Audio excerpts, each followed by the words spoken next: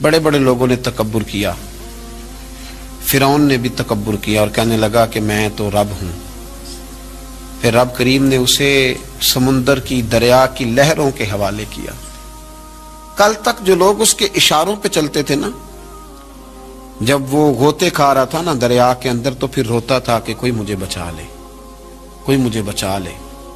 اس نے غوطے کھائے اور کہنے لگا کہ میں حضرت موسیٰ اور ہارون کے رب پر ایمان لاتا ہوں، پر اب تو سارا کچھ دیکھ داکھ کے مان رہا تھا نا، تو اس کا ایمان بھی قبول نہ ہوا۔ پھر پھینک دیا گیا سمندر سے باہر۔ آج تک نشان عبرت بنے ہوئے ہیں یہ لوگ۔ نمرود بھی کہتا تھا کہ معاذ اللہ میں خدا ہوں، اور جب حضرت سیدنا ابراہیم خلیل اللہ علیہ السلام نے فرمایا نا کہ آسمان تو رب تو وہ ہے جو آسمانوں کا رب ہے، رب تو وہ ہے۔ اللہ تبارک و تعالیٰ نا اس متکبر آدمی کو آزماتا ہے، اسے تھوڑا سا موقع اور دیتا ہے، تو یہ سمجھتا ہے میرا روب چل رہا ہے۔ اللہ اسے آزماتا ہے، یہ سمجھتا ہے کہ دیکھا میرا جو ہے وہ میرا عصا، میرا ڈنڈا صحیح کام کر رہا ہے، حالانکہ اللہ تو موقع دے رہا ہے۔ اور جب پھر وہ کھینچتا ہے، پھر حضور علیہ السلام فرماتے ہیں تمہارے رب سے سخت کسی کی پکڑ ہوتی نہیں۔ یہ سمجھتا ہے کہ دیکھا نا میں جیسے کہہ رہا ہوں ویسے نظام چل رہا۔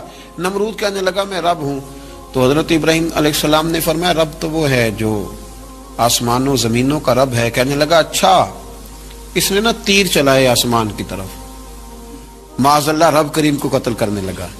تیر چلائے تو اللہ نے اس کا امتحان لیا۔ تیر جب اوپر جاتا تھا تو خالی ہوتا تھا، واپس آتا تھا تو اس کو خون لگا ہوتا تھا۔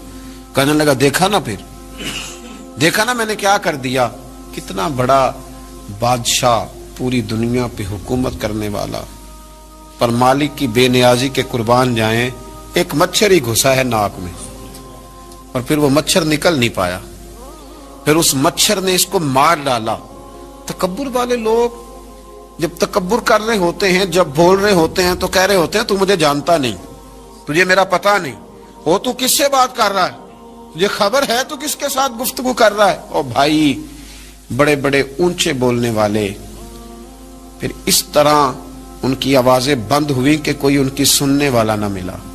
بڑے بڑے اونچے جملے کہنے والے اس تیزی کے ساتھ خاموش ہوئے کہ پھر دوبارہ انہیں احساس تک نہ ہوا کہ ہمیں بولنا بھی آتا تھا۔ کیا حیثیت ہے انسان کی، اس بات پہ تکبر کرتا ہے۔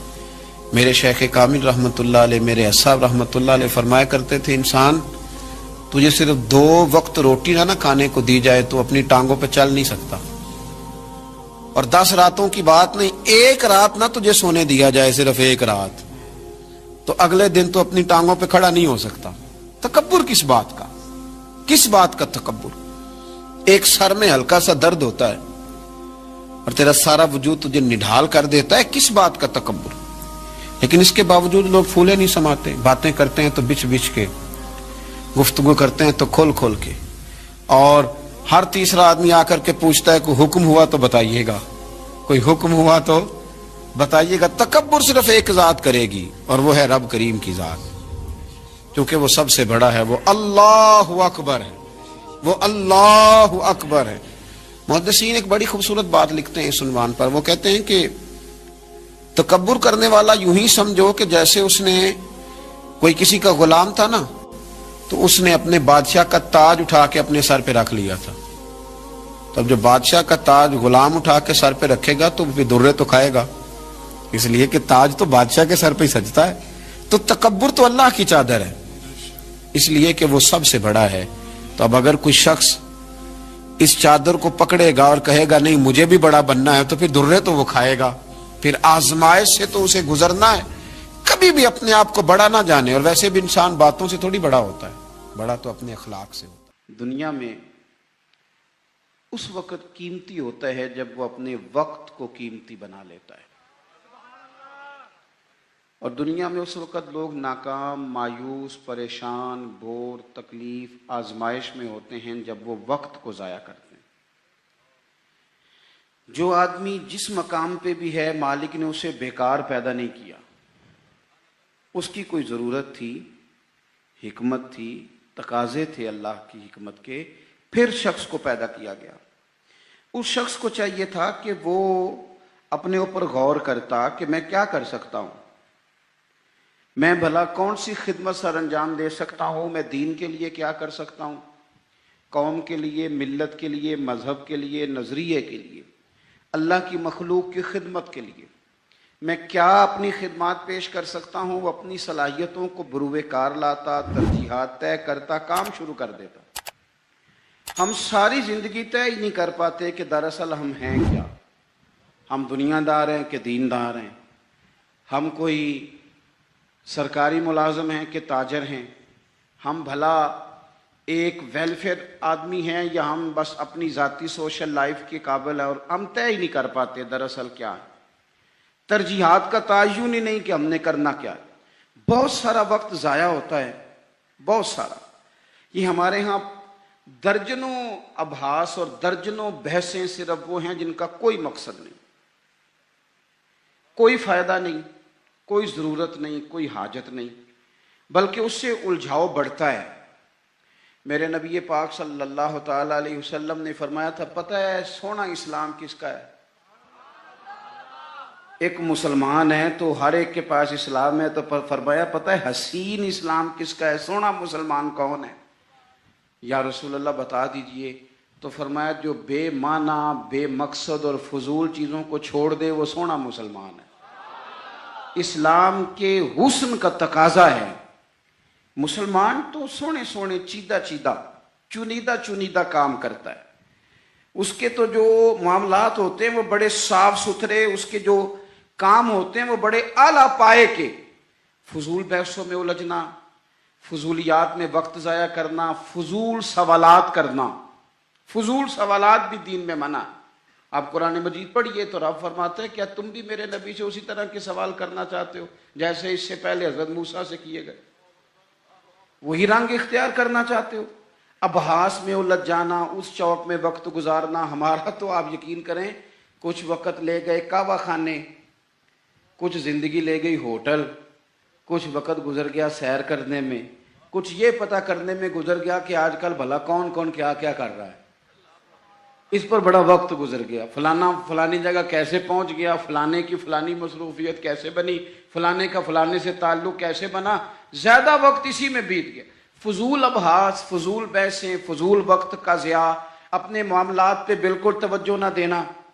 یاد رکھنا ہمارے بہت سارے کام صرف اس لیے خراب ہو جاتے ہیں کہ ہم توجہ نہیں کرتے۔ پرنسپل صاحب اے سی والے کمرے میں آرام سکون سے بیٹھے ہیں، انہیں پتہ ہی نہیں کہ اٹھ کے باہر جاؤں دیکھوں جا کے میرا عملہ کیا کر رہا ہے، انہیں پتہ ہی نہیں۔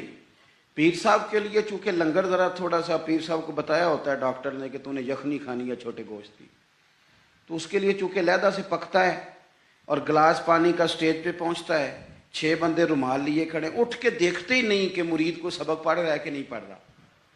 طالب علم پہ جا کے توجہ ہی نہیں دیتے کہ اس کے کمرے کا حشر کیا ہے۔ میں ایسے لوگوں کو جانتا ہوں کہ جو اپنے اداروں کا مہینوں وزٹ نہیں کر پاتے، اپنے اداروں کا۔ فیکٹری کے مالک کو پتہ ہی کوئی نہیں کہ کارکن کیا کر رہے ہیں، یعنی اٹھ کے وہ پسند ہی نہیں کرتا کیونکہ اس کے کمرے میں اے سی لگا ہوا ہے، مزدور دھوپ میں کام کر رہے ہیں۔ ہمارے ڈھیروں کام فقط اس لیے خراب ہوتے ہیں کہ ہم اپنے وقت کو ضائع کرتے ہیں، ہم اپنی ذمہ داریوں کا احساس نہیں کرتے، بری طرح ہم نے اپنے وقت کو الجھا لیا ہے۔ جنت اللہ کے فضل کا مقام ہے۔ جنت میں انسان کو نہ من چاہی چیزیں ملیں گی، یعنی وہ چاہت کرے گا تو اللہ وہ چیز اسے عطا کر دے گا۔ من چاہی چیزیں جنت میں ملیں گی، من چاہی، یعنی حضور صلی اللہ تعالی علیہ وسلم نے بات کو نہ 2 جملوں میں بند کر دیا، فرمایا جنت میں رب نے تمہارے لیے وہ نعمتیں تیار کی ہیں نہ کسی آنکھ نے دیکھی، نہ کسی کان نے سنی، نہ کسی دل میں کبھی خیال بھی گزرا ہوگا کہ رب یہ بھی عطا کرے گا۔ لیکن حضور کیا فرماتے ہیں؟ نبی پاک صلی اللہ علیہ وسلم فرماتے ہیں جنتی بھی ایک بات پہ حسرت کریں گے، حالانکہ وہاں کوئی کمی نہیں، کوئی کمزوری نہیں، پر جنتی بھی حسرت کریں گے، کہیں گے ہائے کاش، حسرت کریں گے۔ یا رسول اللہ کس بات پر؟ تو حضور فرمانے لگے وہ وقت جو دنیا میں ان سے ضائع ہو گیا، خدا کا ذکر نہیں کر سکے، درود نہیں پڑھ سکے، جو وقت ضائع ہو گیا اس وقت پر جنتی بھی جنت میں جا کے حسرت کریں گے کہ یار یہ کیوں ضائع کیا۔ دیکھیں دنیا میں نا سب سے بندہ سمجھدار وہ ہے جسے اپنا وقت مینج کرنا آ گیا۔ ہم کیا کرتے ہیں، ایک چیز کو گلے لگا کے باقی کاموں سے بھی رہ جاتے ہیں۔ آج کل مجھے کاروباری ٹینشن ہے لہذا نمازیں بھی گئیں، آج کل مجھے کاروباری ٹینشن ہے لہذا ابا جی کی خدمت بھی گئی، آج کل مجھے کاروباری ٹینشن ہے لہذا حقوق العباد بھی گئے، چونکہ کاروباری ٹینشن ہے تو لہذا کسی سے ہنس کے مسکرا کے بات کرنے والی جو نیکی تھی وہ بھی گئی۔ ایک ٹینشن آئی ہے نا تو آپ نے سارا کچھ اسی کھاتے لگا دیا ہے، وہ تو آتی رہے گی۔ نبی پاک صلی اللہ علیہ وسلم نے 23 سالوں میں انقلاب برپا کیا۔ آپ دیکھ لیں کون سا ایسا موقع ہے جہاں سکون سے کسی نے بیٹھنے دیا؟ کبھی کافر بدر میں آ گئے، کبھی احد میں آ گئے، کہیں خندق میں آ گئے، کہیں خیبر میں آ گئے۔ وہ معاملہ اپنی جگہ پہ تھا تو یہاں مدینے میں یہودیوں کی سازشیں شروع ہو گئیں۔ وہ اپنے مقام پر ایک معاملہ تھا تو منافقین اندر تھے، وہ الگ سے عبداللہ بن ابی سلول کا گروپ الگ سے سازشیں کرتا تھا۔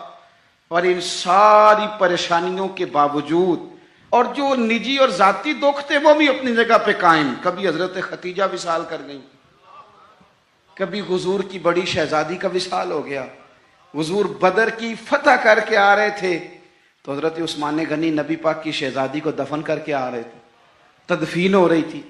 یہ سارے نظام دکھ بھی ساتھ رہے، اور ان سارے کاموں کے باوجود رسول پاک تہجد بھی وقت پہ پڑھتے رہے، صحابہ کو قرآن بھی وقت پہ سکھاتے رہے، رسول پاک صلی اللہ تعالی علیہ وآلہ وسلم لوگوں سے مسکرا کے بھی وقت پہ ملتے رہے، حسنین کو کندھوں پہ بٹھا کے وہ والا معاملہ بھی وقت پہ کرتے رہے۔ سارے کام ساتھ ساتھ ہوتے ہیں۔ ہم نے ایک دو چیز کو بابو جی یہ نہیں صحیح ہو رہا لہذا سارا کچھ ہی خراب ہے۔ آپ ہمارا وقت ضائع ہو رہا بھائی، اور تیزی سے ضائع ہو رہا ہے۔ ہم بڑے قیمتی ہیں، اپنے آپ کو قیمتی سمجھیں۔ آپ دیکھیں نا ہمارے صوفیاء کہتے ہیں کہ وہ بار کچھ پہچاننا، اللہ کی معرفت حاصل کرنا، آگے بڑھنا یہ تو دور کی باتیں، سب سے پہلا کام یہ ہے کہ من عرف نفسہ، اپنے آپ کو تو پہچاننا۔ یہ جو ہمارا طبقہ نوجوانوں کا ہے اور ہمارے وہ لوگ جو ابھی اپنی عادات کو پکا رہے ہیں، وہ اپنے معاملات کو تھوڑا سا مینج کر کے چلیں۔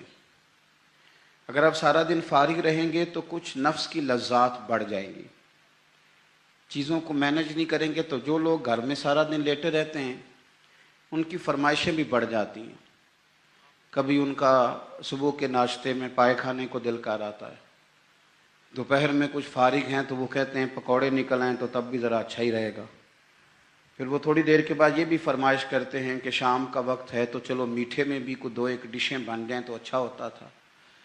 تو یہ مصروفیت پھر انہیں نا اگلے کچھ مہینوں میں ڈاکٹر کے پاس لے جاتی ہے، یہ والی مصروفیات، چونکہ آپ نے چیزوں کو مینج نہیں کیا، وقت کا تعین نہیں کیا۔ جو لوگ پابندی سے فجر کی نماز پڑھنے کے عادی ہوں، پابندی سے، وہ ذہن بنا لیں کہ آپ 2-3 دن اگر آپ نے پابندی سے الارم لگایا نا کہ مجھے 3:45 اٹھنا ہے، تو میرا خیال ہے کہ 3 یا 4 دن الارم بجے گا، 5ویں دن آپ خود بخود جاگ جائیں گے۔ اور فجر کے بعد جب آپ واک کر کے لوٹیں اور پھر آپ کا خیال ہو کہ میں نے کچھ تلاوت بھی کرنی ہے، آپ کا تعین ہو وقت کا، اور یہ رواج آپ کی وجہ سے بچوں میں منتقل ہوگا، آپ کی وجہ سے۔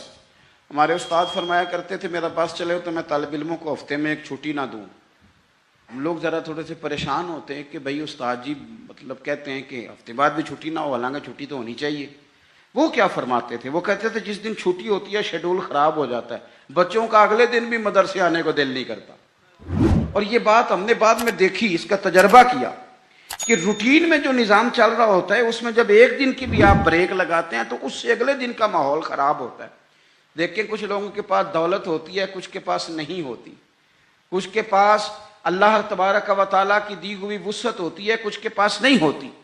وقت ایک ایسی نعمت ہے جو اللہ نے سب کو عطا کی ہے، اگر اس کو ہمیں مینج کرنا آ جائے، طے کرنا آ جائے، تو ہم نے ایسے لوگوں کو دیکھا جنہوں نے بڑے بڑے کارنامے سر انجام دیے۔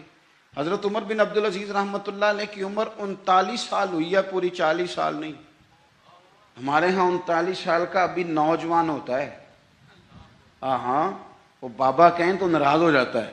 39 سال عمر، 39 سال عمر مبارک تھی جس میں انہوں نے روز 5 سپارے قرآن پاک بھی پڑھ لیا، کئی لاکھ بار درود شریف بھی پڑھ لیا. انہوں نے اپنے پورے عہد حکومت میں بڑے بڑے سرائے قائم کیے، بڑی بڑی مساجد بنائیں. جو پچھلے بادشاہ ان سے پہلے گزرنے والے عدل نہیں کرتے تھے، وہ ساری خرابیاں دور کر کے انہوں نے عدل بھی کر دیا. ان 39 سالوں میں یہ وہ حسین شخص ہے کہ جس نے اتنا کام کیا کہ اسے رسول پاک کی بارگاہ سے سلام بھی آیا. اتنے بڑے کام کر کے وہ 39 سالوں میں اللہ کے حضور بھی حاضر ہو گئے. اور صدیاں بیت گئیں، خطیب ممبروں پہ بیٹھ کے ان کی تعریفیں کرتے ہیں، ان کی مثالیں دی جاتی ہیں، ان کے تذکرے کیے جاتے ہیں، ان کے احوال بیان کیے جاتے ہیں. وجہ کیا تھی؟ وقت نہیں ضائع کیا، ٹائم نہیں ضائع کیا. آپ یقین کریں اتنا وقت ہے ہمارے پاس، اتنا وقت ہے، فلانی چیز کا بھی ہمیں پتہ ہے، فلانی چیز کا. حضرت بابا فرید الدین گنج شکر رحمت اللہ تعالی علیہ، آپ دلی میں رہتے تھے اپنے مرشد شیخ قطب الدین بختیار کاکی کی بارگاہ میں. تو ایک بندہ دور سے کہیں آیا تو اس نے بابا صاحب سے کہا فلانے محلے جانا ہے. فرمانے لگے مجھے نہیں پتا اس کا. وہ کہنے لگا آپ دلی میں نئے آئے ہیں؟ فرمایا نہیں، سالوں بیت گئے. تو کہا پھر آپ کو اس محلے کا نہیں پتا؟ کہنے لگے 2 گلیوں کا پتا ہے، ایک کتب کے گھر جاتی ہے، دوسری واپس آتی ہے، تیسری کا نہیں پتا. وہ تو فارغ لوگ ہیں جو گھومیں گے، ادھر جائیں گے ادھر جائیں گے. ہماری تو جو ڈیوٹی ہے ہم ڈیوٹی کر رہے ہیں. اپنی زندگی میں اوقات کا اتنا ضیاع ہے، حد ہو گئی. ہمارے بزرگوں نے جو اب وہ کتابیں لکھ گئے جو ہم سے پڑھی نہیں جاتی، اتنی بڑی ہیں، لوگ پڑھ نہیں پاتے ساری زندگی میں. اعلیٰ حضرت فاضل بریلوی نے 1000 کتاب لکھی ہے، اور ایسے نہیں لکھ دی کہ 4 کتابیں رکھی تو 5ویں اس میں سے نکل آئی، ایسے نہیں، بلکہ انہوں نے ایک کتاب لکھی ہے جس کو کھولا جائے تو کئی جلدوں میں کتابیں بنتی ہیں. کیسے لکھا؟ وقت مینج تھا. وہ وقت پہ اٹھتے تھے، وقت پہ سوتے تھے، وقت پہ جاگتے تھے، وقت پہ نماز پڑھتے تھے، وقت پہ سارے کام کرتے تھے. حکیم الامت مفتی احمد یار خان صاحب نعیمی رحمت اللہ علیہ قرآن مجید کی تفسیر لکھنے بیٹھے تو 1 پارے کی 1 جلد لکھی، 8 جلدوں میں حدیث کی شرح لکھی، سینکڑوں شاگرد بنائے، بے شمار ان کے عقیدت مند ہوئے، ان کی کتابیں انمول موتی. کسی نے کہا حضور سارا کچھ کیسے ہوا؟ کہنے لگے وقت نہیں ضائع کیا زندگی میں، وقت نہیں ضائع کیا. مفتی صاحب نا جب جمعے کا خطبہ دینے کے لیے ممبر پہ بیٹھتے تھے اور پہلی بات کرتے تھے نا الحمدللہ، تو لوگ گھڑی ٹھیک کرتے تھے، کہتے تھے لو بھی 1 بج گیا، مفتی صاحب بیٹھ گئے.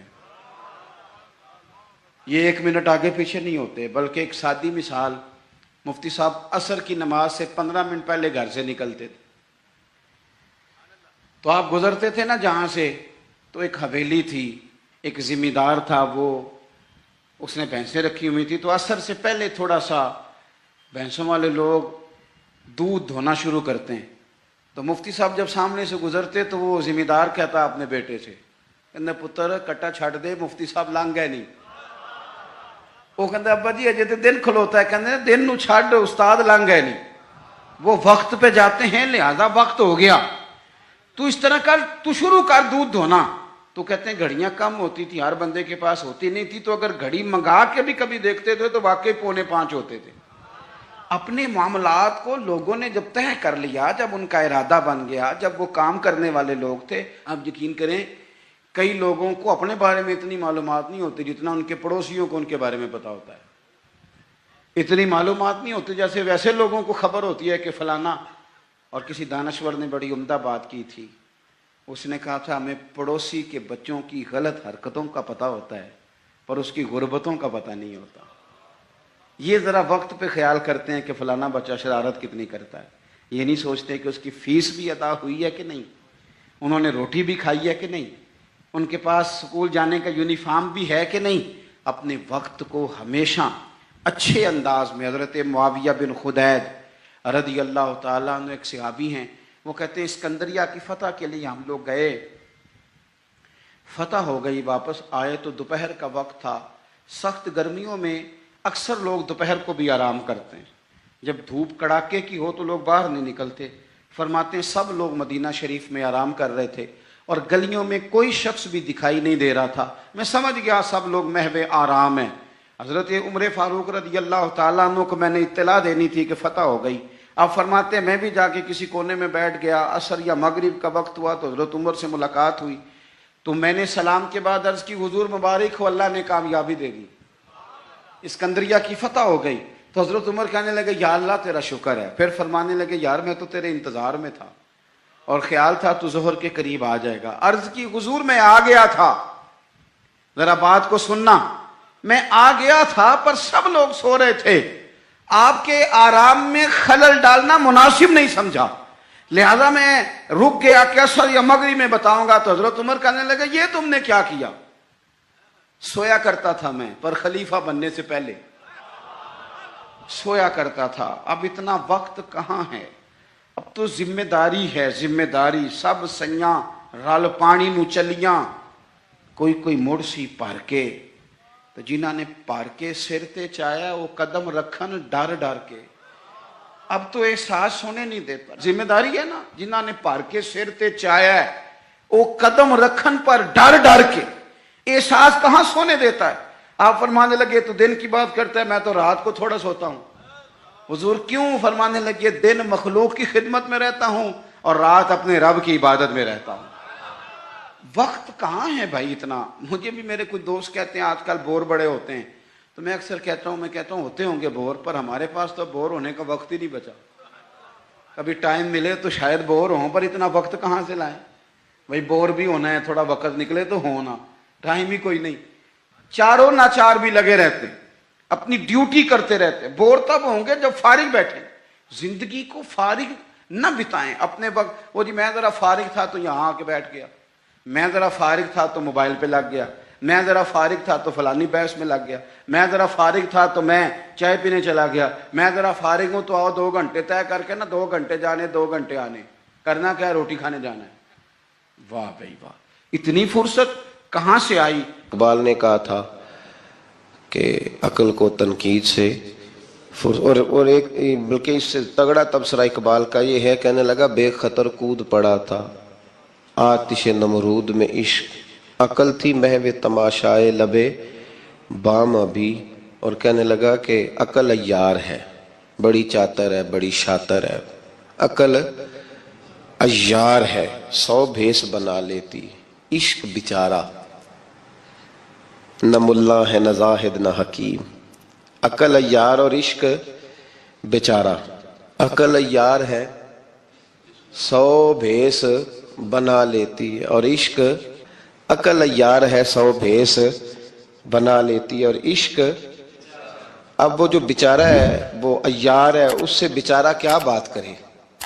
تو کئی لوگ بیچاروں سے عقل لے کے آ جاتے ہیں، تو ہم بیچارے ہیں، اگر کسی کو کسی سے ہو گیا تو بیچارہ عیار سے کیسے بات کرے گا؟ اس نے یہی کہنا ہے کہ جا پھر تم موج ہی کر۔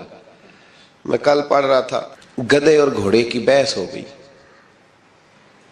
گدھے اور گھوڑے کی بحث ہو گئی، گھوڑا کہنے لگا آسمان کا رنگ نیلا ہے، گدھا کہنے لگا کالا ہے۔ کون سا رنگ ہوتا ہے آسمان کا؟ نیلا۔ گھوڑا کہہ رہا تھا نیلا ہے، گدھا کہہ رہا تھا کالا۔ بحث ہو گئی۔ اب وہ جب دونوں اپنی بات پہ اڑ گئے تو مقدمہ شیر کے پاس چلا گیا، بادشاہ تھا جنگل کا، اس کے پاس مقدمہ لے گئے تو گھوڑا کہنے لگا بادشاہ ہمارا جھگڑا ہو گیا، فیصلہ کر دے۔ یہ کہتا ہے گدھا کہ آسمان کا رنگ کالا ہے، میں کہتا ہوں نیلا ہے، تو آپ فیصلہ کر دیں۔ تو بادشاہ سلامت کہنے لگے کہ اس طرح کرو، گھوڑے کو عمر قید کی سزا دے دو۔ تو گھوڑا کہنے لگا بادشاہ سلامت میری بات بھی صحیح ہے کہ آسمان کا رنگ نیلا ہے اور سزا بھی مجھے۔ تو اس نے کہا تجھے سزا اس بات کی نہیں کہ تیری بات ٹھیک ہے، سزا اس بات کی ہے تو نے گدھے سے بحث شروع کر دی ہے، تو گدھا ہے، تو نے گدھے سے بحث شروع کر دی، تیری سزا بنتی ہے کہ تو نے بحث کس سے چھیڑ دی؟ جی وَإِذَا خَاطَبَهُمُ الْجَاهِلُونَ قَالُوا سَلَامًا، جاہل ملے تو اسے سلام کرتے ہیں، اس سے بحث، گدھے سے بحث تو نے چھیڑ دی، تیری سزا ہے۔ اب وہ جو عیار ہیں گدھے، ان سے کیسے بحث کی جائے؟ انہیں کیسے یہ مسئلہ سمجھایا جائے کہ عشق بیچارہ نہ ملا ہے نہ زاہد نہ حکیم، این عشق جنہاں نو لگ جاندہ وہ سک جاندے نے وانگ کان، تو کیسے سمجھایا جائے؟ وہ تو بیچارے، وہ ان کو تجھے کیسے سبق پڑھایا جائے؟ وہ تیرے والا ہے ہی نہیں، میرے نبی پاک صلی اللہ علیہ وسلم نے ایک دن صحابہ کے بیچ بیٹھ کے فرمایا تھا مجھ سے پیار کرنے والے تو تمہارے بعد آئیں گے. کہ یا رسول اللہ ہمارے بعد؟ فرمایا تم تو سارا کچھ دیکھ داکھ کے محبت کر رہے ہو، وہ بن دیکھے مجھ سے پیار کریں گے. یہ کیفیات ہیں، یہ بزرگوں کے وسیلے. پیار کتابوں سے نہیں ملتا، پیار اللہ والوں سے ملتا ہے. پوری بزم میں دیکھیں نا، کئی دفعہ گھر میں کوئی ایک بندہ رو رہا ہو تو باقیوں کو بھی رلا دیتا ہے، اور رو پڑا ہے نا، باقی بھی رو پڑتے ہیں. تو اس کا مطلب ہے درد سینوں سے ملتا ہے، نہ تیغ و تیر میں، نہ لشکر و سپاہ میں. جو بات مرد کلندر کی بارگاہ میں، درد سینوں سے ملتا ہے. سینہ بسینہ، یہ جو سینہ بسینہ لوگ تھے نا، یہ درد بانٹ کے گئے دنیا میں. انہوں نے بڑا درد بانٹا، ان کے سینوں میں درد تھا، بٹتا رہا. یہ کڑتے رہے، اور ان کے کڑنے سے کوئی اور کڑتے رہے. یہ روتے رہے تو ان کو دیکھ کر بڑی دنیا روئی. علامہ اقبال نے ان لوگوں کی تعریف کی. اقبال کہنے لگے وہی ہے تیرے زمانے کا امام برحق، جو تجھے حاضر و موجود سے بیزار کرے، اور موت کی شکل میں دکھلا کے تجھے جلوہ یار، زندگی تیرے لیے اور بھی دشوار کرے. وہ ہے تیرے زمانے کا امام. اقبال نے حضرت مجدد الفسانی کی تعریف کی تو کہنے لگے حاضر ہوا میں شیخ مجدد کی لحد پر، کہ وہ لحد ہے زیر زمین مطلع انوار. اللہ نے کیا جس کو بر وقت خبردار، اور گردن نہ جھکی جس کی جہانگیر کے آگے. اللہ نے بر وقت کیا جس کو خبردار. میرے بھائی، حضرت مجدد الفسانی رحمت اللہ تعالی علیہ کی تعریف کی تو کہا کہ ان کے نقوش پا سے لوگوں کے سینے گرم ہو گئے. تو میرے بھائی اس بات کا ضرور خیال فرمائیں، یاد رکھیں، سینوں سے درد ملتا ہے. اس درد کو حاصل کرنے کی کوشش کریں، اس کیفیت کو. یہ سینوں سے ملتا ہے.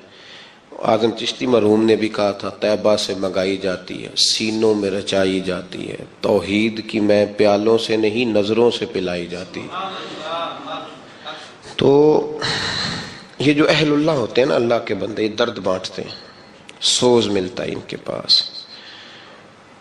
ایک زمانہ ہوتا ہے جس کو یہ درد بانٹ جاتے ہیں، اور مختلف رنگوں میں. ضروری نہیں کہ سب کو نماز پڑھا کے ہی بانٹیں. اس یتیم کے سر پہ ہاتھ رکھ کے اسے بھی درد مند کر جاتے ہیں. کسی بیوہ کی سرپرستی کرتے ہیں، کسی غریب کا خیال کرتے ہیں، کسی دکھیے کا دکھ دور کرتے ہیں. تو پھر ایک نہیں، دو نہیں، چاروں نہیں، پھر چار دانگے عالم سے ان کا پیار ہوتا ہے. کیونکہ یہ دنیا میں کچھ دینے آئے ہوتے ہیں، لینے نہیں آئے ہوتے. تو جہاں جہاں جاتے ہیں کچھ نہ کچھ چھوڑ کے جاتے ہیں. حضرت سیدنا تاج الشریعہ رحمت اللہ تعالی علیہ اس گروہ کے مسافر تھے جو لوگ درد بانٹنے آئے دنیا میں. ان کی شاعری نے، ان کے درد نے، ان کی بھیگی ہوئی آنکھوں نے، ان کے چمکتے ہوئے چہرے نے، ان کی حضور غوث پاک سے محبت نے، ان کی اعلیٰ حضرت فاضل بریلوی کے مشن سے عقیدت نے، ان کی اپنے دین کے ساتھ وابستگی نے درد بانٹا. ان کے سینے سے لوگوں نے درد حاصل کیا. ان کی مجلس سے، ان کی محفل سے، ان کی گفتار سے، ان کی رفتار سے لوگوں نے بڑا کچھ پایا. میں نے شروع میں عرض کیا کہ علم سے کئی دفعہ وہ سارے معاملات حل نہیں ہوتے جب تک کوئی اس پر پریکٹیکل کر کے نہیں دکھاتا. تو بعض لوگوں کا عمل کرنا بہت سارے لوگوں کے لیے مشعل راہ بن جاتا ہے. وہ چلتے ہیں، اٹھتے ہیں، بیٹھتے ہیں، آتے ہیں، جاتے ہیں، تو ان کا یہ آنا جانا لوگوں کو درد دے جاتا ہے. حضرت جب گئے نا کوئی 60 کی دہائی میں عمرہ کرنے، تو سعودی گورنمنٹ نے گرفتار کر لیا تھا ان کو. فرماتے میں اپنے کمرے میں تھا، میری زوجہ بھی ساتھ تھیں، تو گرفتار کر لیا. اچانک پولیس والے رات کو اندر آئے. تو جب وہ اندر داخل ہوئے تو کہنے لگے ہم نے تلاشی لینی ہے. تو فرماتے میں نے کہا ٹھہرو ذرا. وہ ٹھہر گئے تو میں نے اپنی زوجہ کو واش روم میں بھیج دیا. انہوں نے کمرے کی تلاشی لی تو میرے پاس سے چند کتابیں ملی. وہ کتابیں انہوں نے پکڑ لی، پھر مجھے انہوں نے پکڑا اور مجھے وہ لے گئے، میرے گھر والوں کو بھی گرفتار کیا۔ تو مجھے کہنے لگے کہ آپ نے جمعہ امام کے پیچھے نہیں پڑھا۔ تو میں نے کہا کہ میں مسافر ہوں، مسافر پہ جمعہ ہوتا ہی نہیں، تو آپ کس طرح مجھے پابند کر سکتے ہیں کہ میں وہاں جمعہ پڑھوں؟ تو کہتے ہیں انہوں نے میرے ساتھ بات چھیڑ دی، کہنے لگے سنا آپ کسی نئے فرقے کے بانی ہیں۔ تو آپ فرمانے لگے تم بات کرو۔ کہتے ہیں انہوں نے جب باتیں چھیڑی تو میں نے کہا کہ ہمارا اصل نظریہ یہ ہے کہ ہم نہ صرف یہ کہ حضور کی غلامی کرتے ہیں، بلکہ ہم یہ سمجھتے ہیں کہ رب ہمیں جو کچھ دیتا ہے وہ نبی پاک کے صدقے دیتا ہے۔ کسی غیر کا ملک ہو، کسی غیر کی حکومت ہو، کسی غیر کا، اور سارا ان کا نظریہ ہو، اور اس کے باوجود کوئی آدمی اتنا ڈٹ کے بات کرے۔ فرماتے میں نے توسل پہ بھی بات کی، میں نے حضور کے علم غیب پر بھی بات کی، میں نے یہ بھی کہہ دیا کہ ہمارا نظریہ یہ ہے کہ قیامت میں اگر ہم جنت میں جائیں گے تو حضور کی سفارش کی برکت سے جائیں گے۔ حضرت صاحب کو بڑا نازک سا وجود تھا، مجھے تو اللہ نے موقع دیا ان کے پیر دبانے کا بھی، نازک سا وجود تھا ان کا، تو ہتھ کڑیاں ڈال کر ہاتھوں اور پیروں میں مدینہ شریف نہیں جانے دیا۔ کہتے ہیں کچھ دن مجھے انہوں نے جیل میں رکھا، پھر جدہ ایئرپورٹ سے بمبئی روانہ کر دیا۔ تو حضرت نے ایک کلام لکھا تھا اس موقع پر، کلام یہ تھا کہ داغ فرقت طیبہ قلب مزمحل جاتا، کاش گنبد خضرا دیکھنے کو مل جاتا۔ مدینہ شریف نہیں جا سکے تو فرمانے لگے داغ فرقت طیبہ قلب مزمحل جاتا، کاش گنبد خضرا دیکھنے کو مل جاتا۔ تو فرمایا کرتے تھے کہ میں نے کئی راتیں رو کے گزاری۔ ایک ہوتا ہے بندہ آ کے فخر سے لوگ مجاہد نہیں بن جاتے کہ دیکھو جی میں ہتھ کڑیاں پہن کے آیا ہوں، اب میں غازی ہوں، اب میرے نعرے لگاؤ، اور فوری طور پہ لوگ مجاہدانہ کردار کی بات کرتے ہیں۔ جی میں نے وہاں کھڑے ہو کے، یہاں جس نے مناظرہ نہیں بھی کیا ہوتا وہ بھی آ کے بتاتا ہے میں سعودی عرب مناظرہ کر کے آیا ہوں۔ تو ایک تو یہ تھا کہ اس چیز کو بطور اعزاز کے لوگ بیان کرتے، اس پر بڑا کچھ ہوتا اور بڑا جناب کہا جاتا، لیکن ان کی آنکھوں میں آنسو رہے۔ وجہ کیا تھی؟ ہتھ کڑی۔ وجہ کیا تھی کہ وہاں گرفتار؟ وجہ ایک ہی تھی، کاش گنبد خضرا دیکھنے کو مل جاتا۔ پھر اللہ نے انہیں یہ اعزاز دیا کہ وہ انٹرنیشنل شخصیت کے حامل تھے، ان کو بڑے سیکیورٹی کی ضرورت تھی، بڑے ان کے لیے پروٹوکول کی ضرورت تھی، ان کو بڑی حفاظت کی ضرورت تھی۔ پھر اللہ نے ان کے لیے ایسا انتظام کیا کہ جب ان کا دل کرتا تھا اسی وقت انہیں بلاوا آ جایا کرتا تھا۔ پھر انہوں نے کئی حج کیے اور مسلسل کیے، پھر انہوں نے عمرے کیے تو لگاتار کیے، اور پھر حضرت مدینہ منورہ رہا کرتے تھے تو کوئی جا کے کونے میں بتا دیتا تھا کہ وہ تشریف لے آئے، تو مدینے میں جس ہوٹل میں ان کا قیام ہوتا تھا وہاں ہجوم عاشقاں ہو جایا کرتا تھا۔ درد بانٹا انہوں نے، وہ درد کے پیامبر تھے، درد تقسیم۔ یہ جو ان کا لقب ہے نا تاج الشریعہ، یہ ہندوستان کے لوگ، پاکستان، بنگلہ دیش کے لوگ تو کہتے تھے حرم مکہ میں ایک سید محمد بن علوی مالکی نام کے بزرگ تھے، وہ حضرت صاحب کو تاج الشریعہ اور امام العلماء کہا کرتے تھے۔ فرماتے تھے جس شخص کے پاس بیٹھ کے ہمیں کیف حاصل ہوتا ہے وہ یہ شخص ہے۔ میرے بھائی بہت سارے لوگ بڑا کچھ لے جاتے ہیں، بڑا کچھ لے جاتے ہیں، اب تو خیر کام آسان ہو گیا ہے، اب تو بڑا عجیب انداز ہے۔ میں ایک شخص نے مجھے کہا کہ یہ دیکھیے یہ میرے پیر صاحب اور استاد صاحب ہیں، تو یہ ویڈیو بنی ہوئی ہے، وہ میرے ہاتھ چوم رہے ہیں۔ نہیں پیر صاحب مرید کے، تو اس نے وہ ویڈیو بنائی ہوئی ہے اور لگائی ہوئی ہے۔ تو میں نے کہا کہ بالکل صحیح ہے، تو ان کو غلطی لگ گئی، تیرا مرید ہونا چاہیے تھا، تو الٹ ہو گیا کام۔ دماغ ان لوگوں کا کام، تصویریں بنائی ہوئی ہیں اور اس طرح کیوں کہتے ہیں میرے بغیر روٹی نہیں کھاتے میں۔ بھائی اس سے باہر آ جائیں، یہ کیفیت نہیں ہے۔ دیکھیں نا اس کے ساتھ نسبت ہو جانا بھی بہت ہی کافی ہے۔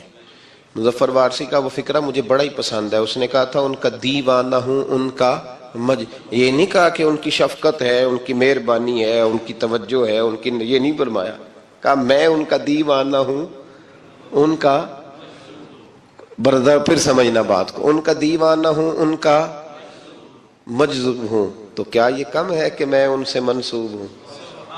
کہنے لگا اتنا تھوڑا ہے کہ لوگ کہتے ہیں یہ اس کا دیوانہ ہے. اچھا یہاں یہ فکرہ نہیں کہا گیا کہ ان کی بھی بڑی شفقت ہے جی, ان کی بھی بڑی مہربانی ہے جی, اصل ان کی نا نا نا نا, میں ان کا دیوانہ اور ان کا مجذوب ہوں. کیا یہ کم ہے کہ میں ان سے منسوب ہوں؟ سرحد حشر تک جاؤں گا بے دھڑک, مجھ کو اتنا تو زیادہ سفر مل گیا.